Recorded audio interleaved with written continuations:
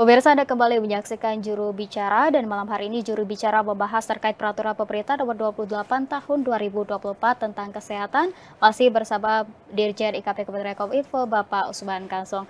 Pak Dirjen, kita lanjutkan pembahasan malam hari ini yang dimana ada salah satu poin kontroversial dalam PP ini yang disebutkan bahwa surat tanda registrasi atau STR bagi tenaga medis dan juga tenaga kesehatan warga negara Indonesia ini berlaku seumur hidup, dan juga ada tenaga medis WNA yang diperbolehkan untuk bekerja di Indonesia. Nah, bagaimana Pak Dirjen menanggapi hal ini, Pak? Ya, jadi STR bagi tenaga medis dan tenaga kesehatan warga negara Indonesia itu ada dalam ayat 2 huruf A berlaku seumur hidup. Itu sesuai dengan pasal 677 ayat 3. Namun aturan itu dikecualikan bagi tenaga medis dan tenaga kesehatan warga negara Indonesia yang melaksanakan pendidikan intensif atau dalam proses adaptasi seperti diatur dalam pasal 677 ayat 4. Nah, lalu bagi tenaga medis dan tenaga kesehatan warga negara asing, STR ini berlaku paling lama 2 tahun dan dapat diperpanjang sebanyak 1 kali untuk masa 2 tahun berikutnya. Nah, hanya saja aturan mengenai STR bagi tenaga medis dan tenaga kesehatan warga negara asing ini bisa dikecualikan apabila diberdayakan pada kawasan ekonomi khusus.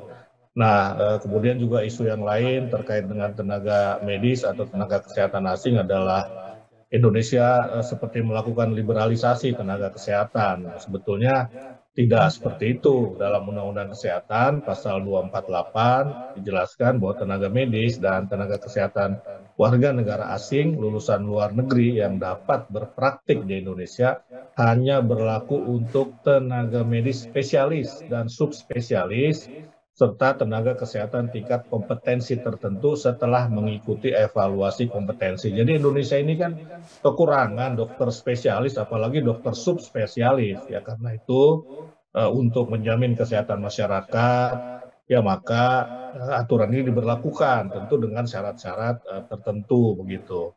Misalnya tadi ada evaluasi kompetensi. Nah, penyetaran kompetensi dilakukan sesuai dengan standar kompetensi tenaga medis dan tenaga kesehatan Indonesia. Jadi sebelum masuk ya mereka tetap harus melalui proses adaptasi begitu, uji kompetensi dulu, nggak langsung bebas-bebas saja begitu. Nah, jadi tidak ada liberalisasi sebetulnya, ya semua terukur.